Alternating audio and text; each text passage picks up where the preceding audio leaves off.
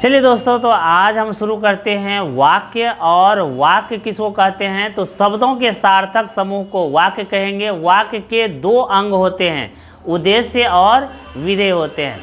ठीक है। रचना के आधार पर वाक्य के तीन भेद होते हैं, सरल वाक्य, संयुक्त वाक्य और मिश्रित वाक्य। तीनों को हम लोग आज रचना के आधार पर ही हम लोग कहेंगे।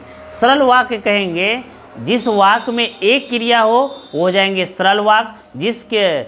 जिस वाक्य में दो या दो से अधिक क्रिया हो वो हो जाएगा आपको संयुक्त वाक्य या फिर मिश्रित वाक्य। अब कैसे पहचानेंगे कि ये मिश्रित वाक्य है या फिर ये सरल वाक्य है या फिर ये संयुक्त वाक्य है? चलिए एक एक करके देखते हैं। यहाँ पर देखिए, राकेश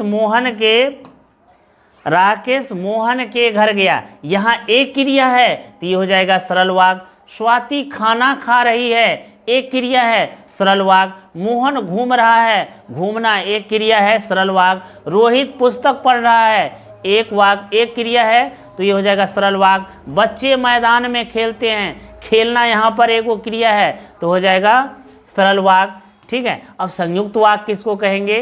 तो जिस वाक्य में दो या दो से अधिक क्रियाएं हो और दोनों वाक्य स्वतंत्र रूप से अपना अर्थ प्रकट करता हो, ठीक है, और दोनों वाक्य योजक चिन्ह से जुड़ा हो, वो हो जाएगा संयुक्त वाक्य। राम पुस्तक पढ़ता है और श्याम क्रिकेट खेलता है, ये इसमें दो क्रिया है, पढ़ना और खेलना, दो क्रिया है और दोनों वाक्य अपना पूरा अर्थ स्पष्ट कर रहा है। दोनों वाक्य स्वतंत्र है। राम पुस्तक पढ़ता है, श्याम क्रिकेट खेलता है, दोनों वाक्य स्वतंत्र है, लेकिन दोनों को योजक चिन्ह और से जोड़ा गया है तो ये हो जाएगा आपको संयुक्त वाक्य कहलाएंगे। ठीक है। जैसे मोहन मेरा अच्छा मित्र बन गया, ये एक स्वतंत्र वाक्य है। मेरे साथ नहीं रहता, ये भी एक स्वतंत्र वाक्य है और दोनों को लेकिन से जोड़ा गया है, तब ये हो जाएगा संयुक्त वाक्य। जब दोनों वाक्य स्वतंत्र हो, दोनों अर्थ प्रकट करता हो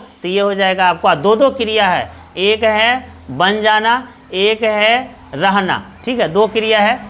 नेहा ने खाना खाया, बस्ता उठाया, स्कूल चली गई। यहाँ पर देखिए तीन क्रिया है, खाया, उठाया, चली गई, तीन क्रिया है और तीनों वाक्य जो है अपना सार्थक अर्थ दे रहा है। नेहा ने खाना खाया एक वाक्य, बस्ता उठाया एक वाक्य और स्कूल चली गई, ये तीनों अपने आप में एक सार्थक वाक्य है, पूरा अर्थ दे रहा है और तीनों को एक योजक से या समुच्चय से जोड़ा गया है और से, तो ये हो जाएगा आपको संयुक्त वाक्य। ठीक है। मोर नाच रहा है परंतु मोरनी चुपचाप बैठी है, यहाँ भी दो क्रिया है, नाचना और बैठना, और दोनों वाक्य पूरा अर्थ दे रहा है, स्वतंत्र है, इसलिए दोनों क्या हो जाएंगे? संयुक्त। इसलिए इस वाक्य को कहेंगे संयुक्त वाक्य। अब देखिए आगे देखते हैं हम लोग मिश्रित वाक्य किसको कहेंगे। मिश्रित वाक्य में भी दो क्रिया रहती है, लेकिन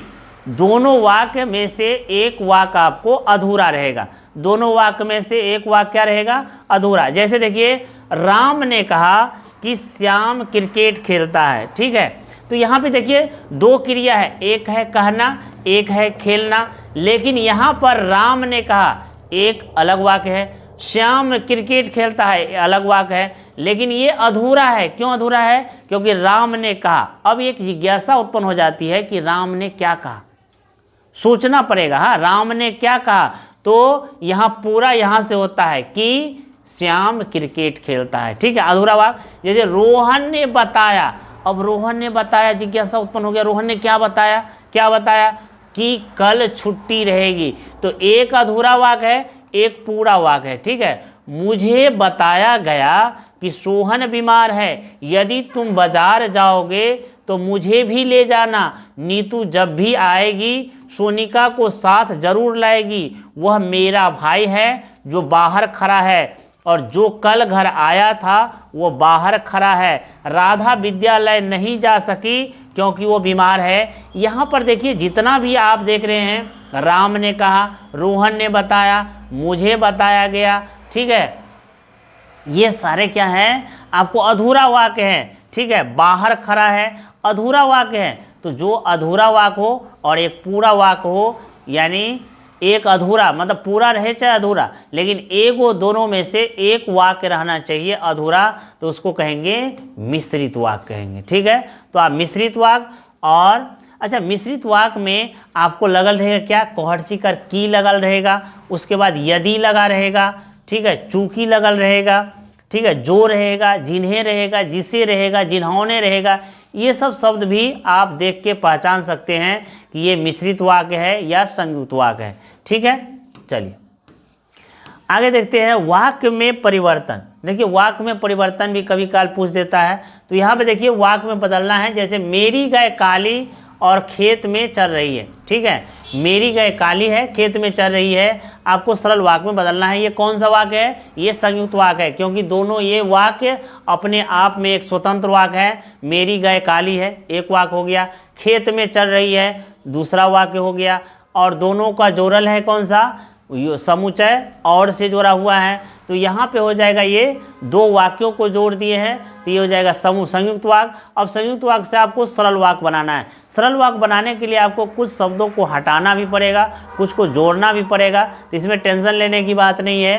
जैसे मेरी गाय काली है खेत में चल रही है, तो क्या होगा, मेरी काली गाय खेत में चल रही है। ठीक है, जो व्यक्ति परिश्रमी होते हैं वे अच्छे लगते हैं। अब यहाँ पे ये कौन सा वाक्य है, ये है मिश्रित वाक्य, क्योंकि इसमें जो लगा है, जो व्यक्ति परिश्रमी होते हैं वे अच्छे लगते हैं। सरल वाक्य में बदलना है तो पहले तो ये जो हटाना पड़ेगा, क्योंकि सरल वाक्य में दो क्रिया नहीं एक ही क्रिया होता है।